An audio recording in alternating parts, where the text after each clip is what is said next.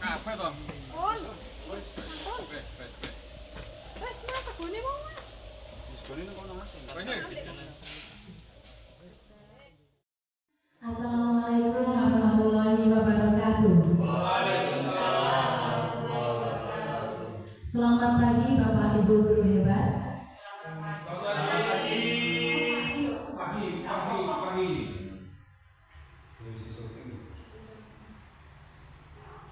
Kepada yang terhormat Bapak Kepala Sekolah SD Negeri 2 Mengikuti, Bapak Ibu peserta pengimbasan budaya positif dari pendidikan guru penggerak angkatan 11, narasumber calon guru penggerak yang kami banggakan.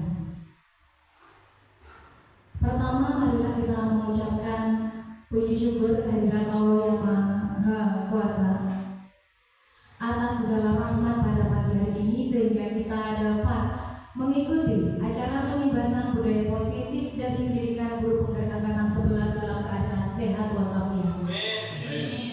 Kedua kalinya, salawat serta salam semoga tetap tercurahkan kepada junjungan kita Nabi besar Muhammad SAW yang selalu kita nanti-nantikan syafaatnya di yaumul qiyamah nanti. Bapak Ibu guru hebat, pada pagi hari ini kita akan menyimak penyebaran pemahaman tentang pengalaman budaya positif yang akan disampaikan oleh para narasumber kita yang luar biasa. Untuk mempersingkat waktu, saya akan bacakan susunan acara pada pagi hari ini. Yang pertama pembukaan, yang kedua sambutan Bapak Kepala Sekolah, yang ketiga presentasi dari calon guru penggerak yang ada di SD kita yaitu SD Negeri 2 Mengikuti, dan yang keempat penutup. Marilah demi kelancaran acara pada pagi hari ini, marilah kita buka dengan membaca basmalah bersama-sama. Acara yang kedua sambutan kepala sekolah kepada Bapak Muhadi SPD, kami persilakan.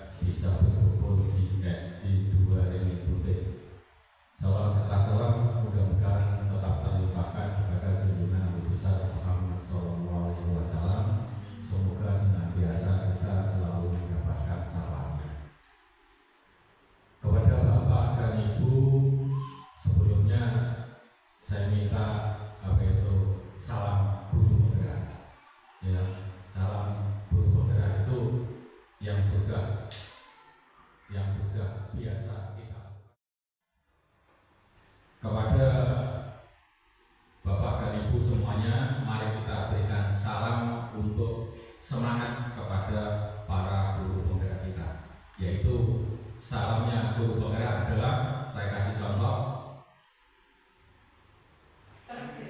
tergerak, ya kita tergerak, bergerak, menggerakkan. Ya, saya apa ya? Salam guru penggerak, bergerak, menggerakkan. Sekali lagi kurang kompak. Salam guru penggerak, bergerak, menggerakkan. Terima kasih kepada Bapak dan Ibu. Ini semangat untuk guru-guru kita yang hari ini menjadi mentor pada acara seminar di hari ini, yaitu dalam rangka pembahasan materi yang berjudul penerapan budaya positif di sekolah. Kepada Bapak dan Ibu, tujuan daripada guru-guru kami atau dengan semua nanti kalau terekrut menjadi guru penggerak, yaitu nanti harapannya ini tentunya diharapkan oleh semua atau jajaran unsur pendidikan, yaitu mengembangkan hasil belajar secara holistik yang mencakup kompetensi literasi dan numerasi. Ini yang paling penting, sehingga nanti akan membentuk suatu karakter di sekolah, ya, akan membentuk suatu karakter yang diawali dengan SDM yang unggul.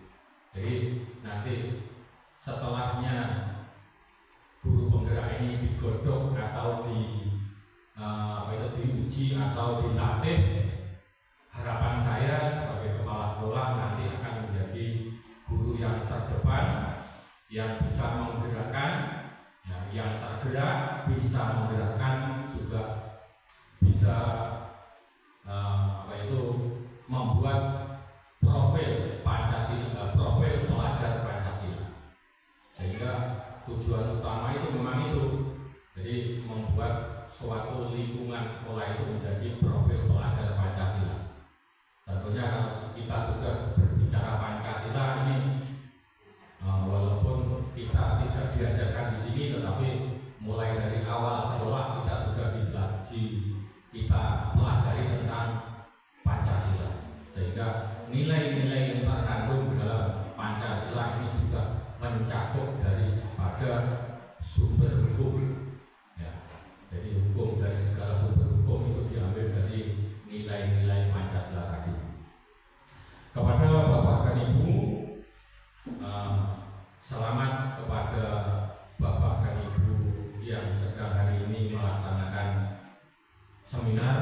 Mudah-mudahan acara ini berjalan dengan baik, tolong disampaikan dengan jelas dan lugas, sehingga teman-teman yang hari ini menjadi peserta ini bisa mendapatkan ilmu tambahan dari teman yang terdepan, sehingga bisa merubah mindset kita untuk berpikir untuk memajukan murid-murid dalam rangka belajar di sekolah kita ini. Terima kasih.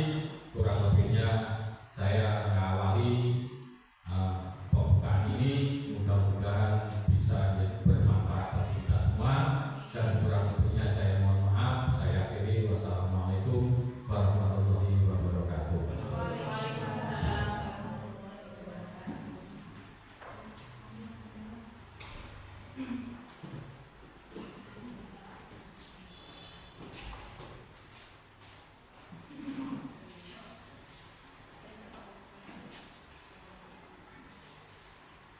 Acara disampaikan, terima kasih. Acara selanjutnya presentasi dari kedua calon guru penggerak angkatan 11. Namun sebelumnya saya selaku moderator ingin memohon maaf atas segala kesalahan yang sengaja maupun tidak disengaja. Untuk acara yang selanjutnya kepada Ibu Leviatus Zuhria, SPD, dan Ibu Dewi Novitasari, SPD, kami persilakan sekaligus menutup acara pada pagi hari ini. Wassalamualaikum warahmatullahi wabarakatuh. Assalamualaikum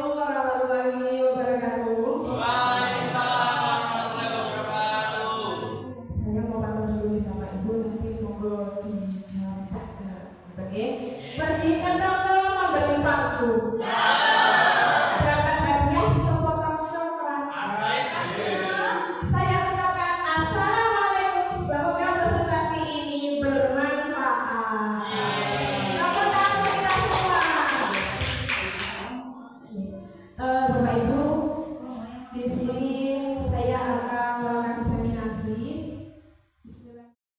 Kepada Bapak Kepala Sekolah yang saya hormati, beserta Dewan Guru yang berbahagia, marilah kita haturkan puji syukur kehadirat Allah Subhanahu wa Ta'ala yang mana Allah Ta'ala telah melimpahkan beberapa nikmat kepada kita semua sehingga kita dapat berkumpul dalam acara penyebaran pemahaman dan penerapan pengalaman budaya positif dalam keadaan sehat walafiat. Nah Bapak Ibu, sebelum saya mulai, tadi sama Bapak Kepala Sekolah sudah diajarkan salamnya guru penggerak gitu. Masih ingat deh? Masih. Yo. Salam guru penggerak. Tergerak, menggerakkan. Terima kasih, tepuk tangan untuk kita semua. Nomornya sini.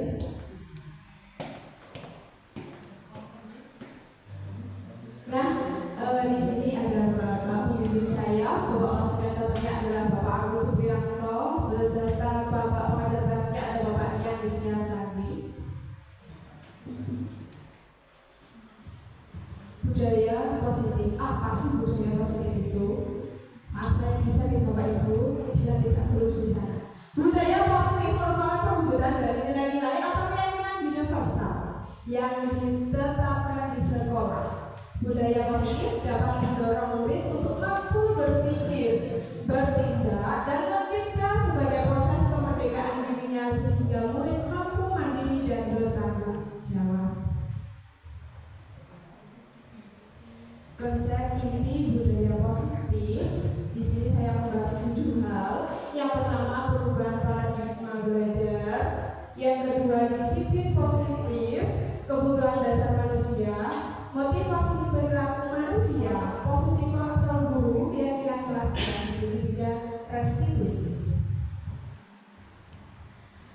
Nah, yang pertama yaitu belajar dengan paradigma baru. Mungkin Bapak Ibu sudah mengetahui ya, paradigma baru itu dirancang berdasarkan prinsip pembelajaran yang berdiferensiasi sehingga setiap murid belajar sesuai dengan kebutuhan dari tahap perkembangannya untuk mewujudkan profil belajar Pancasila.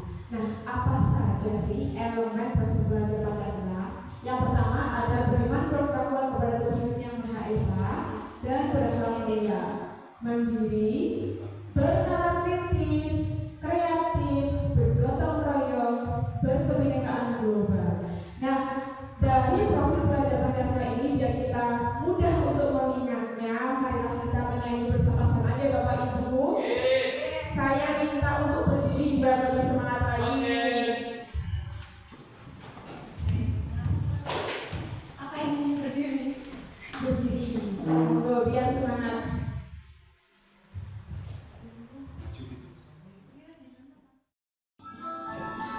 Boleh semangat yang sedia ada dan tidak gerak. Belajar Pancasila, beriman dan bertakwa pada Tuhan Yang Esa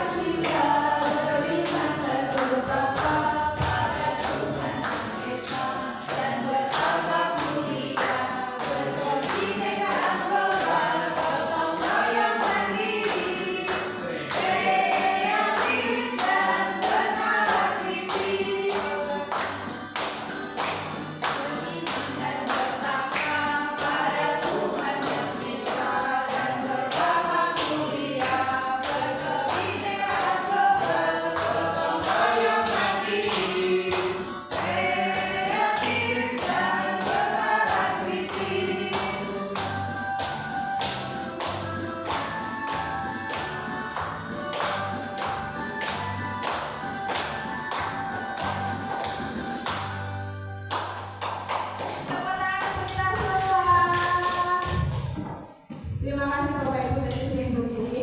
Jadi kalau setelah seperti itu buat kita untuk lebih semangat, bagaimana kalau kita kasih W, kasih O, kasih B, wow.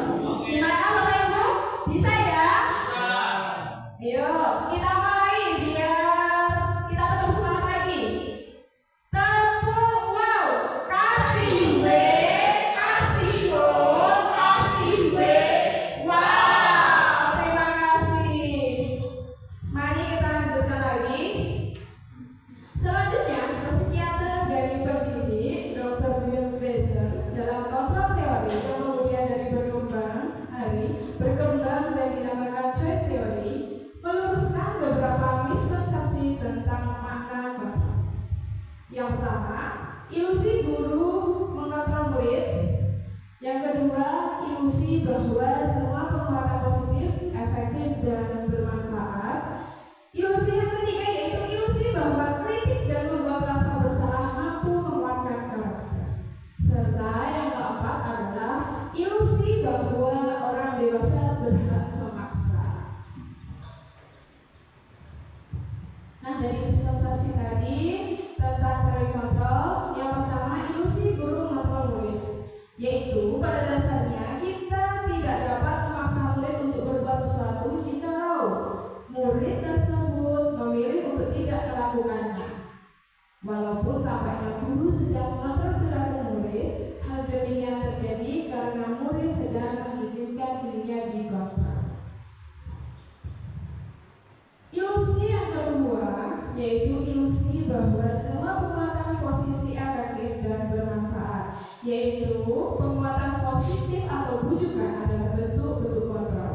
Semisal bujukan dan nasihat-nasihat jika terlalu dalam murid bisa ketergantungan dan tidak mandiri dalam mengontrol dirinya. Terus ilusi yang ketiga yaitu bahwa kritik dan membuat orang merasa bersalah dapat menguatkan karakter, yaitu menggunakan kritik dan rasa bersalah untuk mengontrol murid menuju pada identitas benar. Walaupun kita harus mengeluarkan kritikan pada kritiklah secukupnya, dan kritikan tersebut harus membangun bukan membuat murid tidak percaya diri. Ilusi yang keempat yaitu bahwa orang dewasa memiliki hak untuk memaksa. Banyak orang dewasa yang percaya bahwa mereka memiliki tanggung jawab untuk membuat murid-murid berbuat hal-hal tertentu. Perilaku memaksa tidak akan efektif untuk jangka waktu panjang dan sebuah hubungan permusuhan akan terbentuk. Karena menentukan pilihan adalah hak masing-masing manusia. Nah, tadi ada miskonsepsi tentang teori kontrol, yaitu mengubah paradigma stimulus respons ke pendekatan teori kontrol. Nah, di sini ada perbedaan antara stimulus respons dengan teori kontrol. Yang pertama yaitu realitas kebutuhan kita sama, tapi kalau menurut teori kontrol itu adalah berbeda. Yang kedua, semua orang memiliki hal yang sama, tetapi menurut teori kontrol setiap orang memiliki gambaran yang berbeda. Yang ketiga, kita mencoba mengubah orang agar pandangan sama dengan kita, tetapi teori kontrolnya yaitu kita berusaha memahami pandangan orang lain tentang dunia. Selanjutnya, perilaku buruk dilihat sebagai suatu kesalahan, tetapi di teori kontrol semua perilaku memiliki tujuan. Stimulus kontrolnya orang lain bisa mengontrol saya, tetapi untuk teori kontrol hanya Anda yang bisa mengontrol diri Anda. Saya bisa mengontrol orang lain, pada teori kontrolnya Anda tidak bisa mengontrol orang lain. Stimulus responnya paksaan pada saat tujuan gagal. Teori kontrolnya yaitu kolaborasi dan konsensus menciptakan pilihan-pilihan baru. Terus yang terakhir adalah model berpikir menang atau salah, tetapi teori kontrolnya yaitu model berpikir menang-menang. Nah, paradigma stimulus respon memberikan pemahaman yang dampaknya pada saat itu saja tidak efektif dalam jangka panjang, serta membuat seseorang patah semangat dalam menjalani kehidupannya. Dengan pendekatan teori kontrol mengajarkan kita untuk selalu bisa berpikir dan menerapkan sikap positif sehingga akan memberikan dampak positif pula dalam jangka panjang.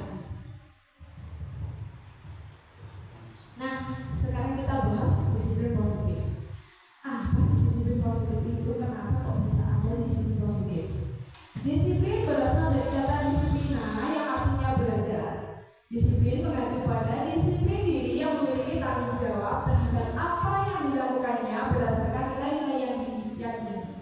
Disiplin positif merupakan salah satu cara penerapan disiplin yang bertujuan untuk menumbuhkan kesadaran serta memberdayakan peserta didik tanpa imbalan penghargaan atau reward, ancaman ataupun hukuman.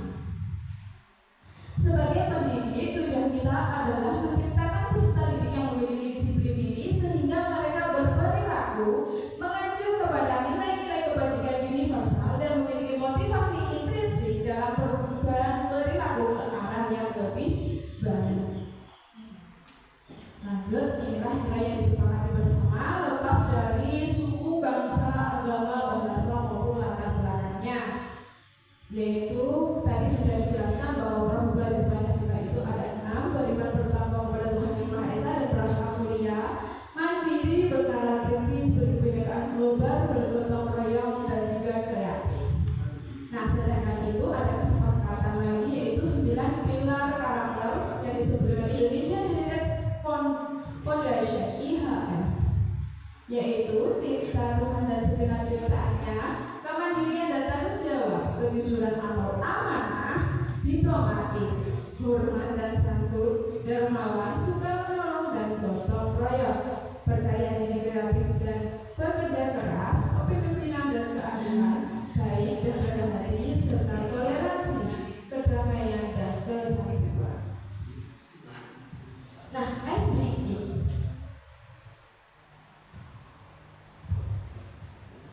mampu pasti ada SBI-nya.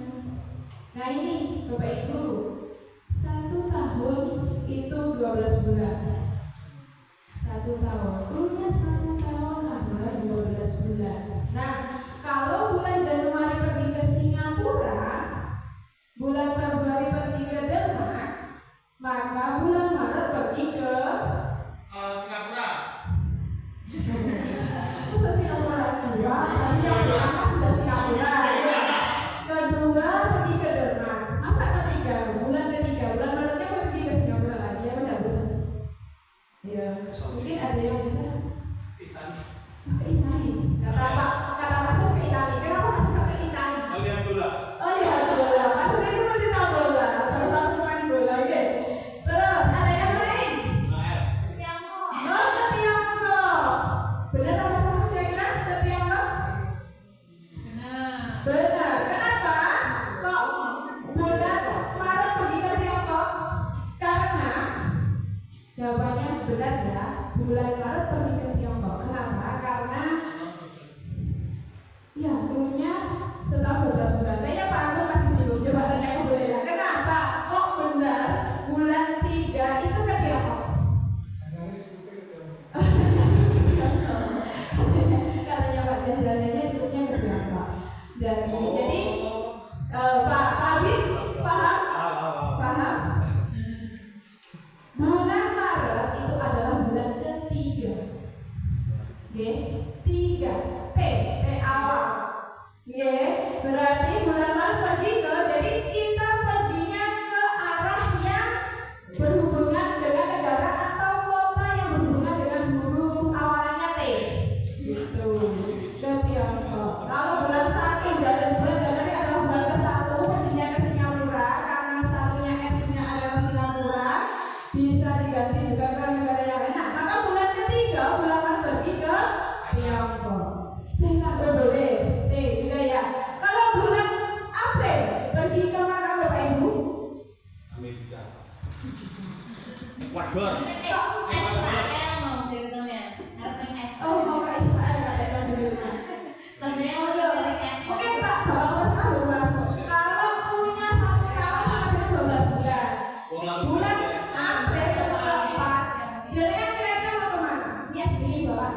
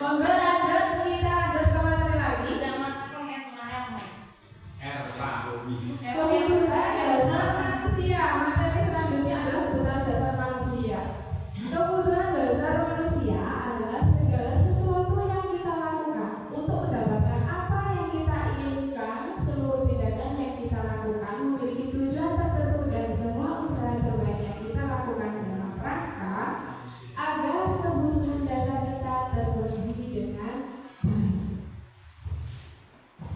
Nah, ini adalah 5 kebutuhan dasar manusia. Yang pertama bertahan hidup.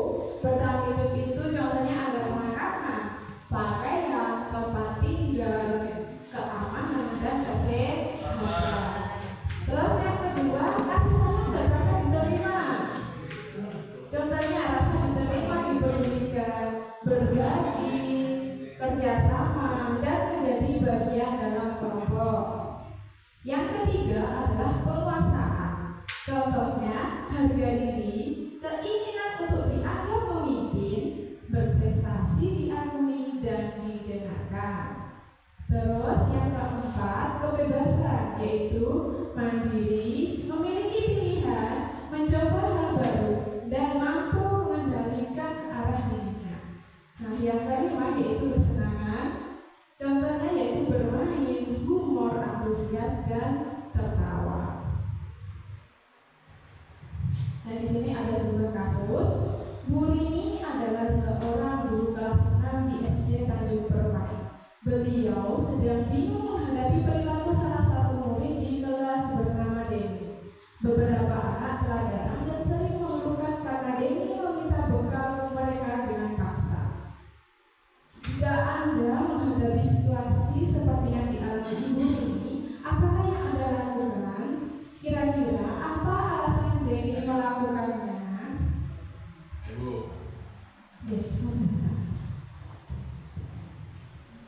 Dari kasusnya Denny, ini berarti ini dia ingin bertahan hidup.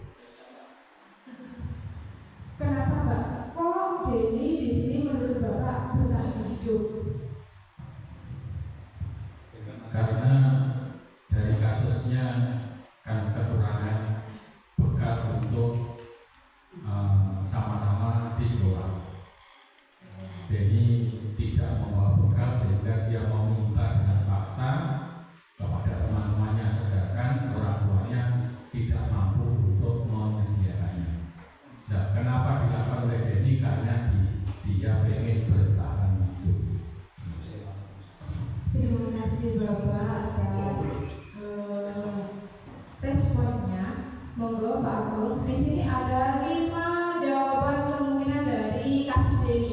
Yang pertama, karena Denny itu lapar dan orang tuanya tidak membawakan bekal makan siang, bahkan mungkin orang tuanya tidak memiliki uang untuk membelinya uang saku ataupun membawakan makanan. Kemungkinan jawaban yang kedua, teman Denny jadi perhatian. Dia merasa senang dengan dia melakukan seperti itu. Temannya dan guru lebih perhatian. Jadi kalau Denny merasa seperti itu, artinya membutuhkan perhatian, rasa kasih sayang. Terus kemungkinan jawaban yang ketiga, dia merasa hebat dan teman-temannya jadi takut, kemudian menuruti semua keinginannya. Jadi kalau Denny merasa seperti itu, artinya kebutuhan dasar akan penguasaan sedang berusaha Denny penuhi. Terus jawaban yang keempat, kemungkinan jawaban yang keempat, Denny merasa bosan dengan bekal yang dibawakan oleh ibunya dan Denny ingin memilih sesuatu keinginannya. Jadi kalau Denny merasa seperti itu, artinya kebutuhan dasar kebebasan berusaha ia penuhi. Terus kemungkinan jawaban yang kelima, Denny hanya iseng dan menikmati ekspresi temannya yang merasa besar. Jadi kalau Denny merasa seperti itu, artinya kebutuhan dasar yang ingin dipenuhi adalah kebutuhan akan kesenangan. Lanjut. Selanjutnya adalah motivasi perilaku manusia. Ya, motivasi merupakan dorongan yang timbul pada diri seseorang secara sadar atau tidak sadar untuk melakukan suatu tindakan dengan tujuan tertentu. Nah, motivasi itu ada dua, yaitu motivasi ekstrinsik dan motivasi intrinsik. Contohnya motivasi ekstrinsik yaitu untuk menghindari ketidaknyamanan atau dorongan. Kalau motivasi ekstrinsik yang kedua untuk mendapatkan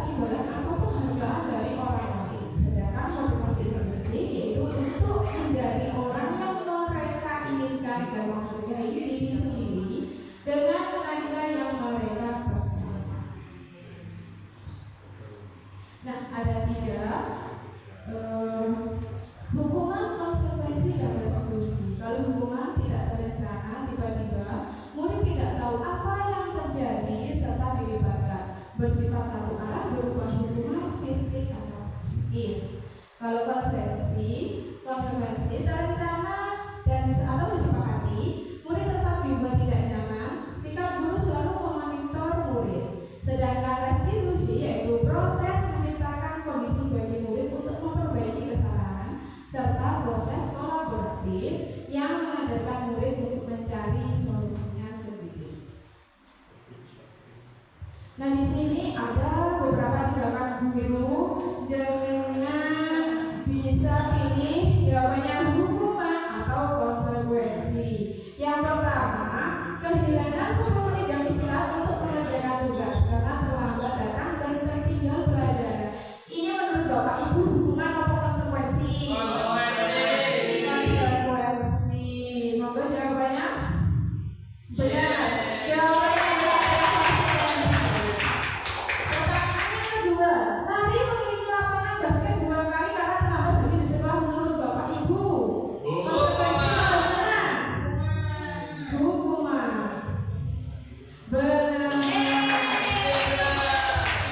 Terus yang ketiga, membersihkan coretan yang dibuatnya di meja tulis. Hukuman atau konsekuensi? Konsekuensi.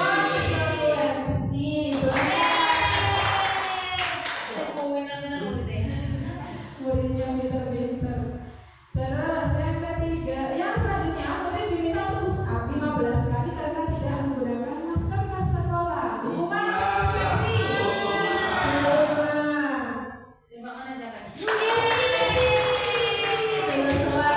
Menggantikan kertas tugas teman yang telah dicoret-coret. Hukuman atau konsekuensi? Konsekuensi. Lanjut yang terakhir, membersihkan tuang air di meja tulis karena tersenggol pada saat belajar. Konsekuensi atau hukuman? Konsekuensi. Kita lihat jawabannya. Nah, betul. Tepuk tangan kita semua karena kita sudah bisa menjawab pertanyaan yang sudah ada. Nah, setelah itu materi yang selanjutnya adalah 5 posisi kontrol. Nah, 5 posisi kontrol itu ada hukum, teman, membuat merasa bersalah, pemantau, dan juga manajer. Mari simak video berikut. Bapak Ibu bisa memperhatikan video yang ada.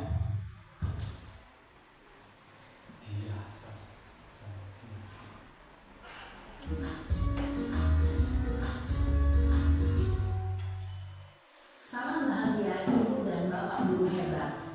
Dalam penerapan disiplin positif restitusi, salah satu program yang dikembangkan adalah 5 posisi kontrol.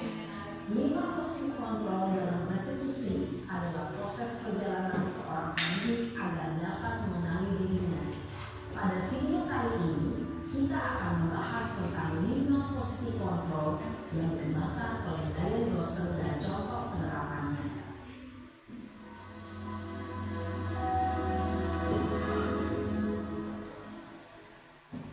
5 posisi kontrol itu adalah 1.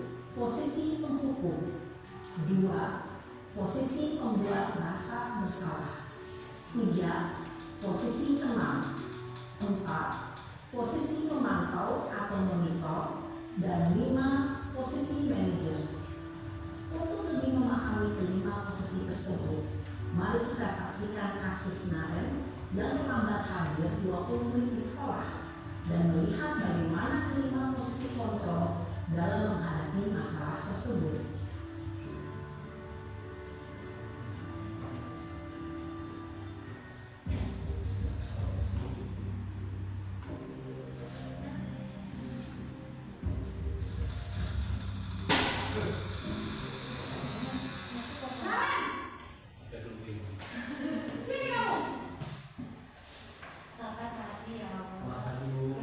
Selalu terlambat. Kamu deh pasti terlambat.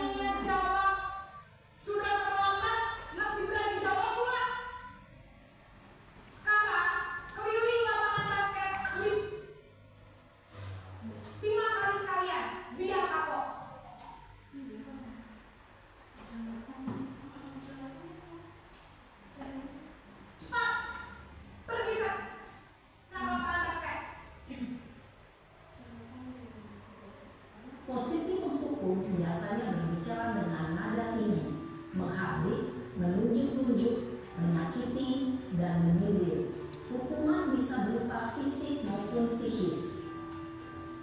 Ibu dan bapak guru hebat, dampak yang terjadi pada murid ketika guru berada pada posisi penghukum adalah murid cenderung akan memberontak, bahkan menyimpan dendam.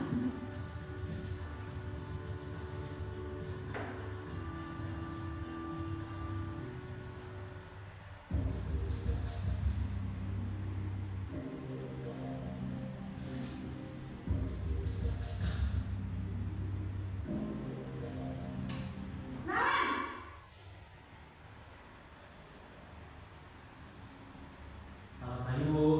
Naren, kamu kenapa terlambat lagi, nak? Ya Tuhan, Naren, kamu senang ya bikin ibu susah ya? Kalau kamu terlambat lagi, nanti ibu yang membawa kepala sekolah, nak. Disangka ibu tidak bisa membina kamu. Duh, gimana ini?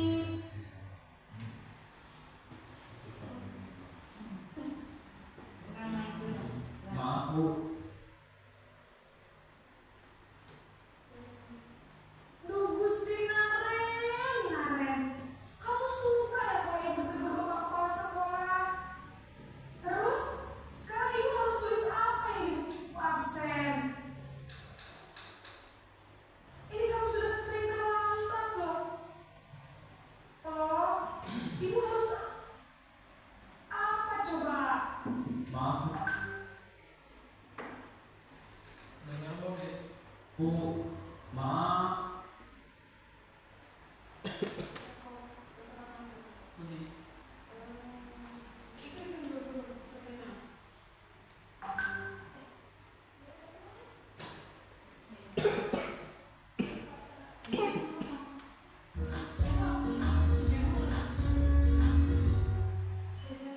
Berapa ini, nak? Terlambat lah. Cenderung lembut. Nah, Susah lagi ya, nak ya. Ibu tidak akan kuat lagi kalau kamu gini terus. Bisa jantungan kalau ibu tegur bapak kepala sekolah. Sana cepat ke kelas. Maaf ya, Bu. Maaf sekali. posisi pembuat rasa bersalah berbicara dengan nada tenang, cenderung lembut. Namun kata-kata yang diutarakan membuat murid merasa menjadi orang yang gagal, memandang buruk dirinya sendiri, merasa tidak berharga, dan tidak sanggup membahagiakan orang lain. Ketika guru mengambil posisi pembuat rasa bersalah, murid akan menganggap dirinya yang bersalah dan ia akan menyimpan emosi negatif tersebut di dalam dirinya.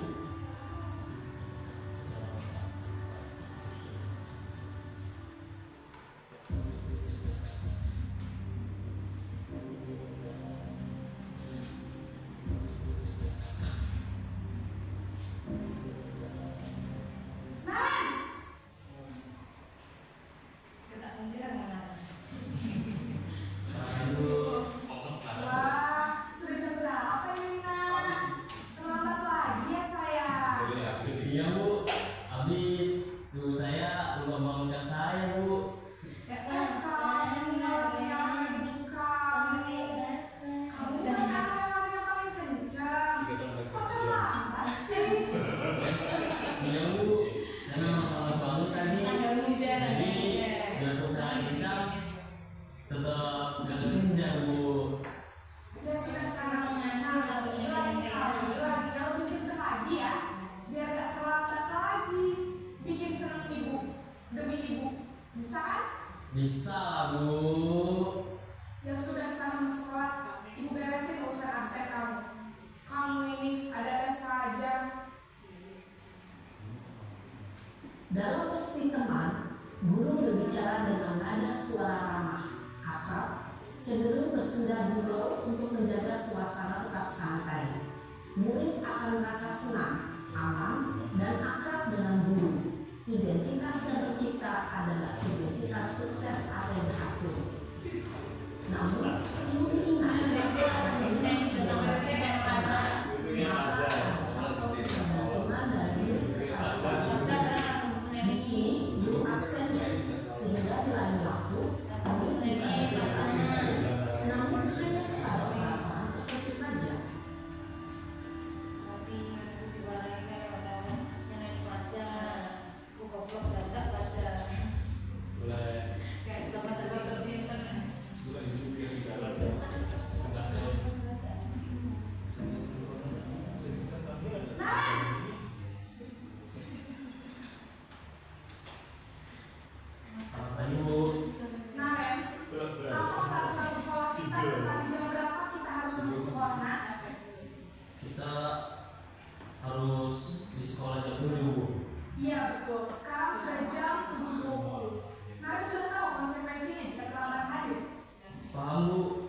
saya harus tinggal kelas pas jam istirahat selama 20 menit.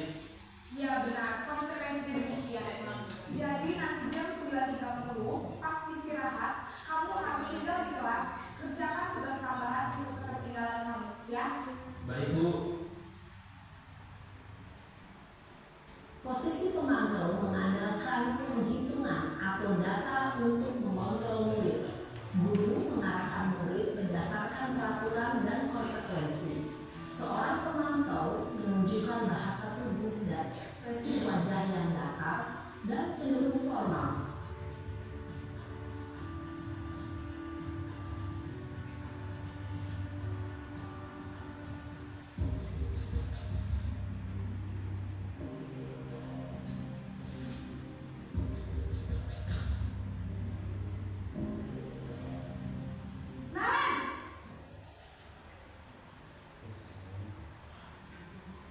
Selamat pagi Bu. Selamat pagi Naren. Maaf Bu, saya terlambat. Iya, sekolah masuknya jam 7, sekarang sudah jam 7.20. Jadi sekarang bagaimana ini Naren? Maaf Bu, saya lupa alarm saya semalam. Baiklah, menurut kamu, keyakinan sekolah yang mana yang perlu kamu tingkatkan? Menghargai diri sendiri dan orang lain mungkin ya Bu. Setuju. Jadi, apakah Naren meyakini prinsip saling menghormati tersebut? Iya Bu, saya meyakininya. Apakah Naren bersedia memperbaiki masalah keterlambatan ini? Bersedia Bu. Bagaimana kalau memperbaiki masalah keterlambatan ini? Saya akan coba untuk tidak lupa menyetel alarm saya Bu. Baik, kalau Naren lupa menyetel alarm di rumah, ada orang yang kira-kira bisa bantu mengingatkan tidak? Ada Bu, kata saya, Kak Emma. Ada lagi selain Kak Emma? Selain Kak Emma, ada ibu saya. Baik, jadi yang mengingatkan Naren adalah Kak Emma dan ibu kamu ya? Kira-kira akan mulai setel alarm kapan nih Naren? Setelah pulang sekolah, akan segera saya lakukan. Baik, jadi Naren akan setel alarm untuk bangun besok pagi dan akan diingatkan oleh kakak dan ibu dan Naren ya. Ada lagi yang mungkin perlu dilakukan Naren agar tidak terlambat bangun lagi. Tidak ada Bu. Baik Naren, terima kasih untuk kerjasama kamu. Sekarang kamu perlu kembali ke kelas untuk belajar. Baik Bu, terima kasih. Posisi manajer adalah posisi kontrol yang disarankan untuk membimbing murid yang memiliki sikap disiplin yang positif, yaitu murid yang mandiri, bertanggung jawab, dan dapat memecahkan masalah. Tujuan dari posisi ini adalah agar murid dapat berefleksi atas tindakannya. Guru akan terus memberikan pertanyaan-pertanyaan bermakna, sehingga membuat murid dapat belajar dari kesalahannya dan mencari sebuah solusi untuk menyelesaikannya. Ibu dan bapak guru hebat, setelah mengamati adegan kelima posisi kontrol tadi, kira-kira posisi mana yang paling ideal? Posisi mana yang dapat menunjang motivasi intrinsik murid? Ya, tentu posisi manajer. Posisi ini memang posisi ideal yang ingin dituju setiap pendidik. Pada posisi inilah, guru dapat menerapkan disiplin positif dan berpihak pada murid yang memerdekakan murid. Perjalanan seorang pendidik tentunya tidak mudah untuk sampai pada posisi seorang manajer. Namun, tujuan kita pasti, yaitu menciptakan murid-murid yang mandiri, merdeka, dan bertanggung jawab. Semoga penggambaran 5 posisi kontrol yang telah diperlihatkan ini dapat menjadi ajang refleksi bagi kita semua agar dapat terus mengasah dan menerapkan disiplin positif yang memerdekakan murid. Mari terus berlatih dan bersemangat. Selamat menerapkan. Salam dan bahagia Ibu dan Bapak Guru hebat.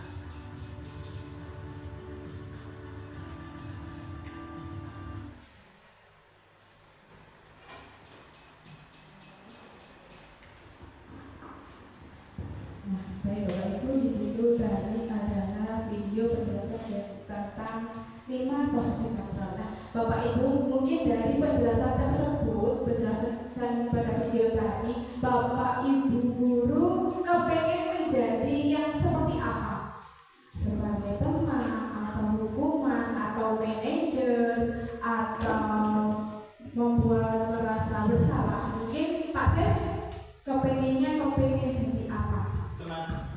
Oke, teman, kenapa Bapak?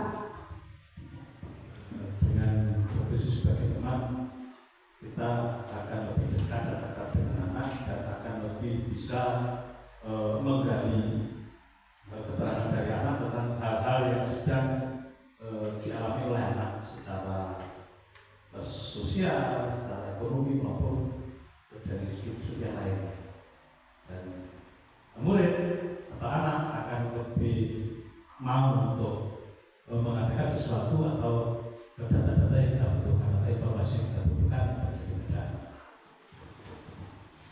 Terima kasih Bapak atas jawabannya. Kalau Pak Sis ingin menjadi teman karena katanya lebih dekat dengan anak. Nah, di sini kita akan membahas contoh penerapan 5 posisi kontrol dulu. Murid tidak mengenakan atribut lengkap saat wawancara. Oke, kalau di sini kan biasanya kita akan berbagi. Biasanya anak ada yang lari-lari, terlambat, ada yang lupa tidak mengenakan topi dan sebagainya. Yaitu yang pertama, posisi kontrol sebagai penghubung, hormat pada bendera selama 1 jam. Yang kedua, lari dari lapangan 4 kali.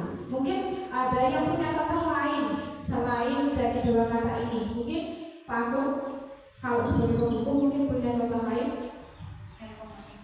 Mungkin tidak, karena itu tidak sesuai dengan saya. Tidak sesuai dengan Pak Agung. Jadi kepingin Pak Agung jadi seperti Posisi saya ingin menjadi sebagai manajer. itu tepuk tangan untuk Pak Agung. Yang kedua, pembuat merasa bersalah, yaitu beberapa kali ibu harus memberitahu kamu selalu saja mengecewakan ibu. Nah, di situ kata-kata itu adalah membuat merasa bersalah. Yang ketiga, yaitu sebagai teman. Nah, ini yang diinginkan Pak Sis katanya. Ayo dong ikuti aturan sekolah. Tolong bantu ibu ya sekali ini. Ya sudah, tidak apa-apa. Lain kali jangan sampai berbuat seperti ini lagi ya. Nah, itu salah satu contoh kata-kata penerapan kontrol, posisi kontrol menjadi teman. Terus selanjutnya posisi kontrol sebagai pemantau. Kamu sudah melanggar peraturan sekolah. Kamu tahu konsekuensinya. Setelah upacara kamu beli atributnya ke koperasi dan jangan diulangi lagi. Dan posisi kontrol yang terakhir yang manajer, yaitu apakah kamu tahu kesalahanmu? Kira-kira bagaimana kamu memperbaiki kesalahanmu? Nah, itu adalah contoh penerapan 5 posisi kontrol guru sebagai manajer. Nah, di sini ada pertanyaan ya Bapak Ibu. Posisi kontrol apakah aku?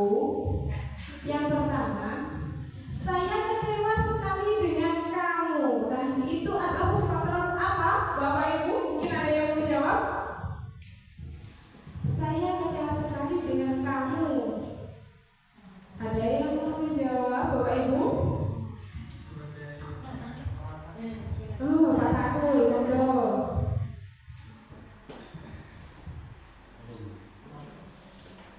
Untuk sebenarnya atau jawabannya kalau menurut saya itu anak atau kita membuat merasa bersalah, membuat merasa bersalah. Coba kita lihat dulu jawabannya. Pembuat merasa bersalah benar ternyata Pak Takul. Lanjut. Kamu tidak pernah benar melakukannya. Sekarang ini melakukan 3 kali. Monggo, siapa yang mau jawab posisi kontrol apa? Oh, boleh.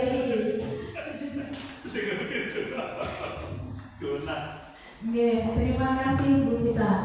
Jadi kalau menurut saya posisi kontrol di sini guru sebagai penghubung, karena anak-anak disuruh mengelilingi lapangan selama 3 kali. Coba kita lihat jawabannya dulu. Oke, membuktikan. Ya. Lanjut. Pertanyaan yang ketiga. Kira-kira bagaimana kamu akan memperbaiki masalah ini? Monggo, coba jawab. Oh, monggo. Posisi yang cocok dengan kata-kata begitu memperbaiki masalah ini, bagaimana kamu akan memperbaiki masalah ini, itu posisi kontrol yang sebagai manajer.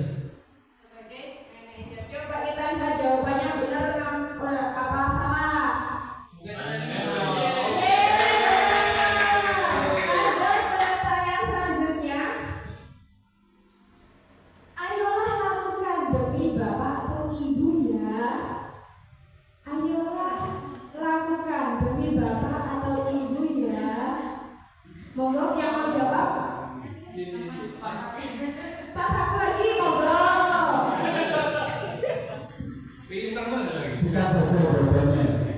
Dan saya jawabannya tenang. Oh, sebagai teman Sebagai tenang. kita lihat jawabannya Bapak Ibu.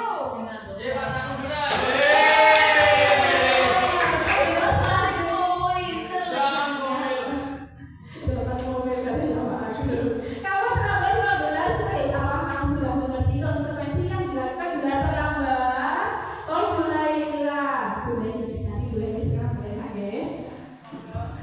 Terima kasih atas kesempatannya Bu Rita. Menurut saya dari kalimat tersebut posisi kontrol dulu sebagai pemantau.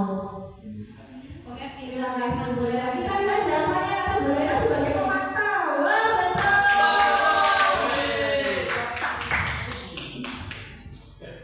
Nah, kita SBD dulu. Kita monggo berdiri ke depan, kita goyang-goyang biar tidak bosan, biar sedikit meregangkan otot.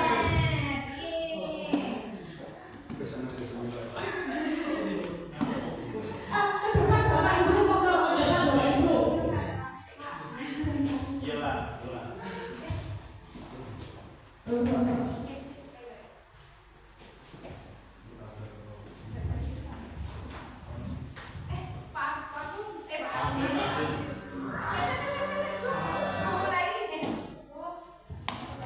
Goyangnya nih.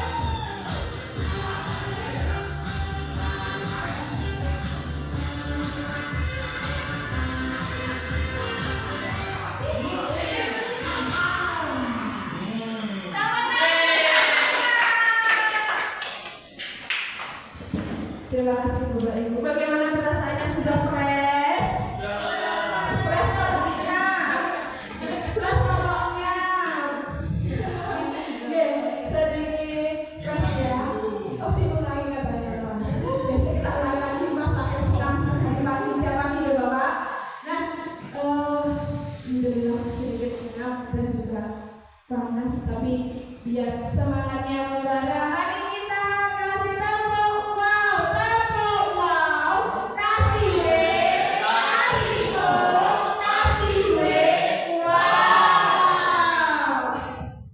Nah, kita lanjutkan lagi materinya. Mengapa keyakinan kelas bukan peraturan kelas?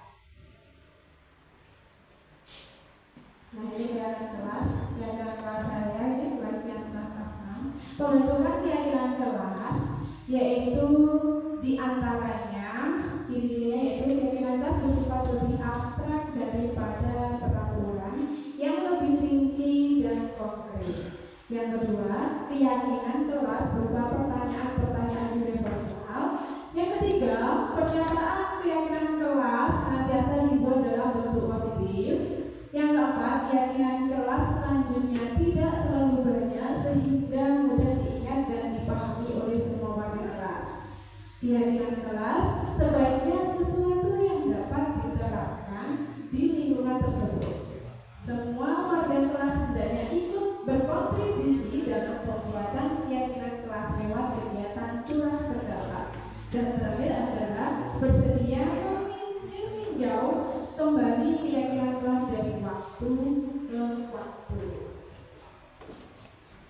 Dari sini ada contoh keyakinan kelas, saya ambil contohnya dari kelas 1 dan kelas 5. Kalau kelas 1 setiap anggota kelas perlu belajar, setiap anggota kelas perlu senang, setiap anggota kelas perlu melakukan tugas, setiap anggota kelas perlu saling menghargai, serta setiap anggota kelas perlu merasa aman. Sedangkan keyakinan kelas 5 kata-katanya sudah berubah, selalu bersikap positif, senantiasa menjadi diri terbaik, percaya dan menghormati orang lain serta barang miliknya, berkomitmen terhadap setiap tugas dan senantiasa membantu. Nah, selanjutnya segitiga restitusi. Apa itu segitiga restitusi? Segitiga restitusi merupakan tahapan tindakan yang dilakukan guru untuk membawa siswa menaati keyakinan kelas yang telah ditetapkan dan mengakui secara sadar dan terbuka ketika melakukan suatu kesalahan serta merasakan kenyamanan ketika sudah berperilaku jujur. Nah, 3 langkah dalam segitiga restitusi yaitu menstabilkan identitas, validasi tindakan yang salah, serta menanyakan keyakinan. Nah, mari kita simak video lagi agar lebih pengetahuan kita lebih tahu tentang apa sih segitiga restitusi itu.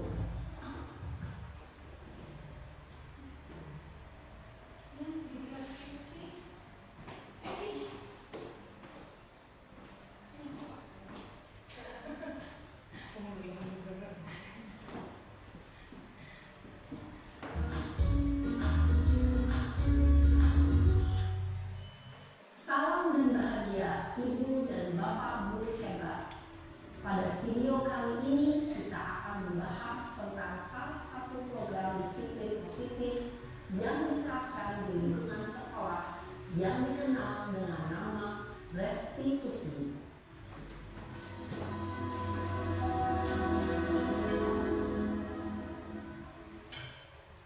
Restitusi dikembangkan oleh pakar pendidikan Diane Dawson, berlandaskan pada teori kontrol Dr. William Blazer. Segitiga restitusi adalah suatu proses dialog yang dijalankan oleh guru atau orang tua agar dapat menghasilkan murid yang mandiri dan bertanggung jawab. Pada saat guru di posisi manajer, aspek yang dikembangkan pada murid adalah motivasi intrinsik, sehingga penanaman nilai-nilai kebajikan dapat tumbuh dan berkembang menjadi suatu kebiasaan positif yang akhirnya membentuk karakter murid. Proses dialog ini terdiri dari 3 langkah yang digambarkan pada ketiga sisi pada segitiga restitusi. Sisi pertama adalah menstabilkan identitas. Sisi yang kedua adalah validasi tindakan yang salah. Dan sisi yang ketiga adalah menanyakan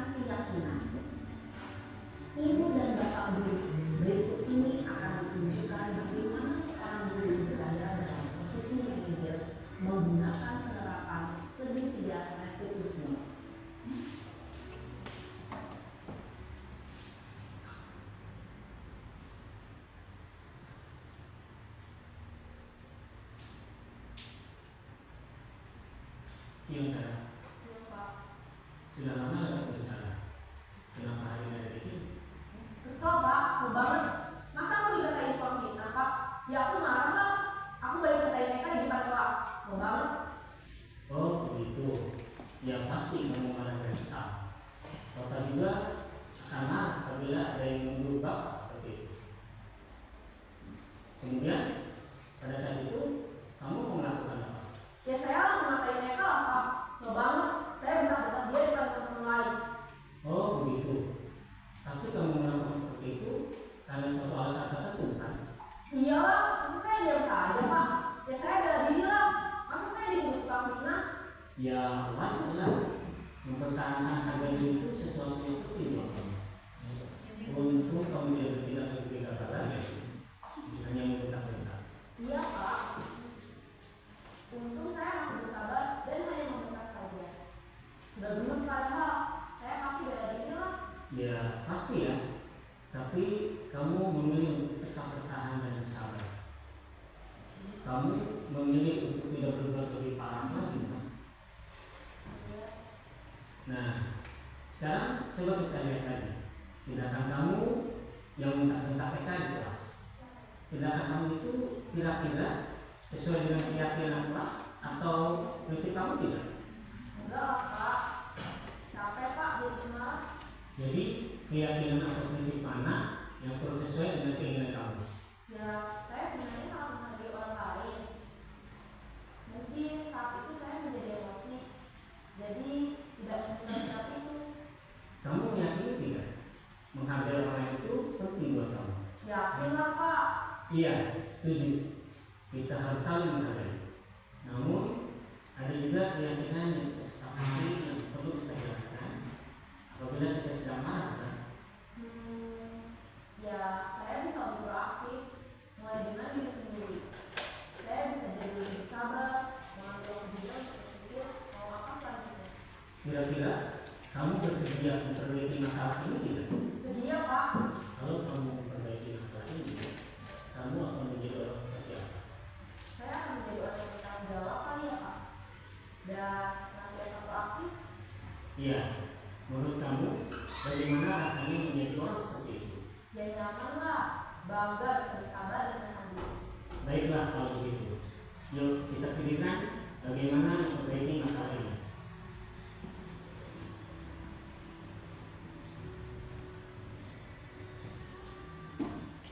Ibu dan Bapak guru hebat, baru saja kita menyaksikan contoh bagaimana seorang guru berada dalam posisi manajer menggunakan penerapan segitiga restitusi.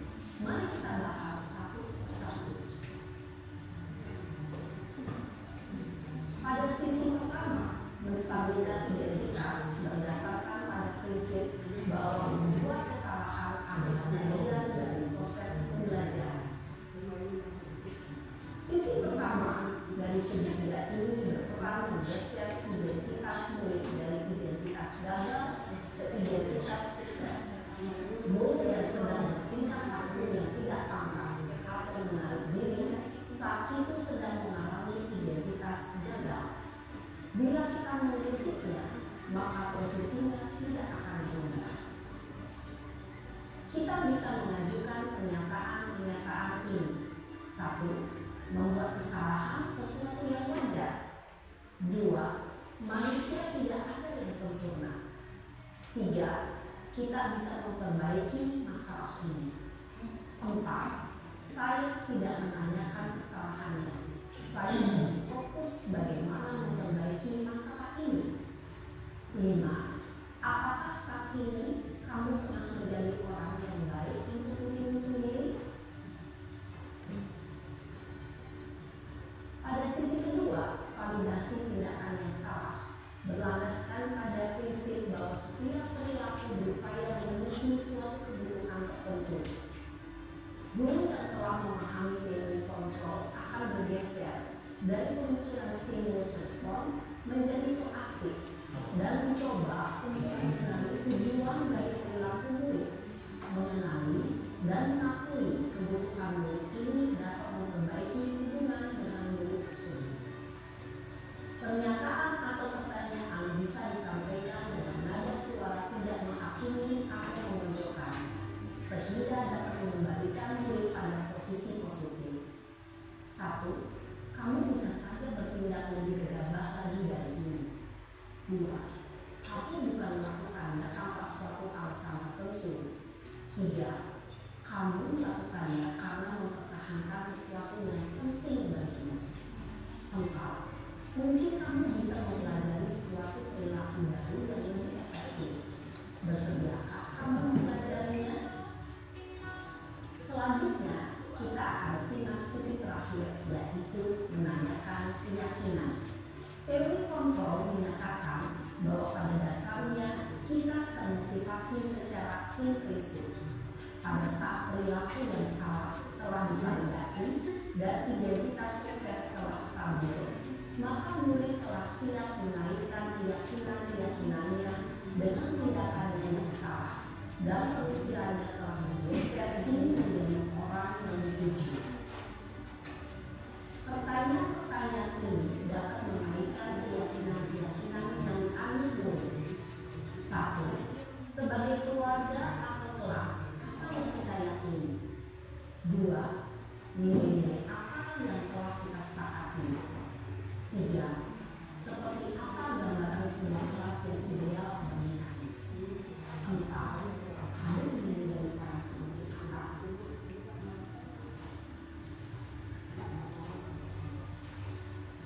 Dalam menerapkan segitiga restitusi, perlu memperhatikan beberapa hal, yaitu 1. Perilaku yang salah perlu dikaitkan dengan nilai-nilai atau keyakinan-keyakinan yang telah disepakati atau dituju. 2. Kesediaan orang yang melakukan kesalahan untuk memperbaiki masalah. 3. Pemecahan masalah sebisa mungkin atau memiliki hubungan dengan kesalahan. 4. Usaha perlu ada suatu usaha yang dapat dilakukan membuat kesalahan. 5.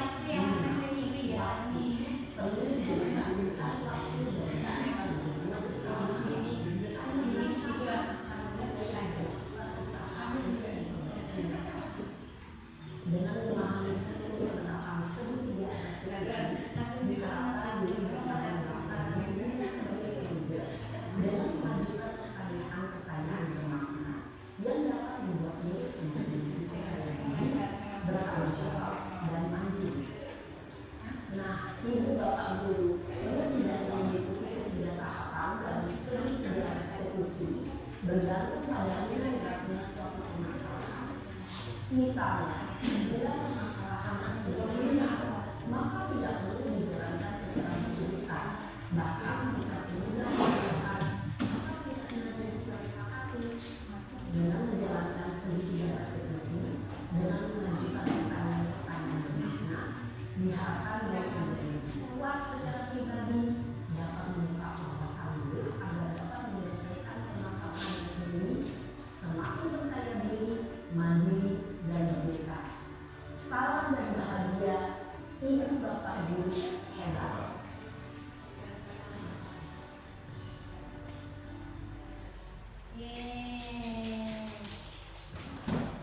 Nah, Bapak Ibu, itu adalah video segitiga restitusi. Tadi segitiga restitusi itu ada 3 yang pertama statusnya identitas, yang kedua yaitu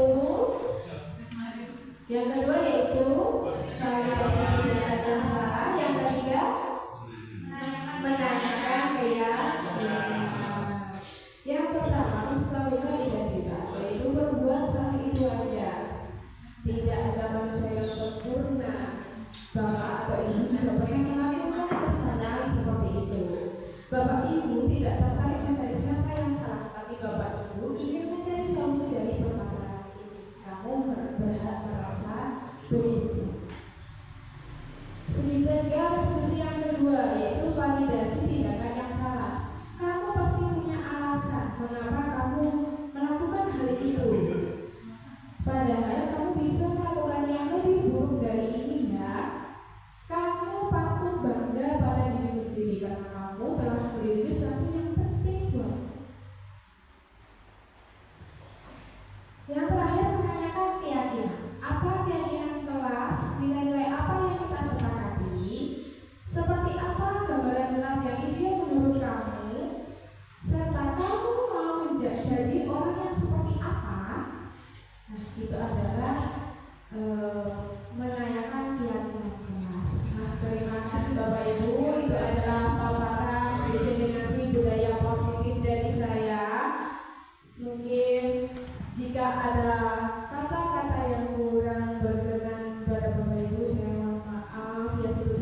tuntasnya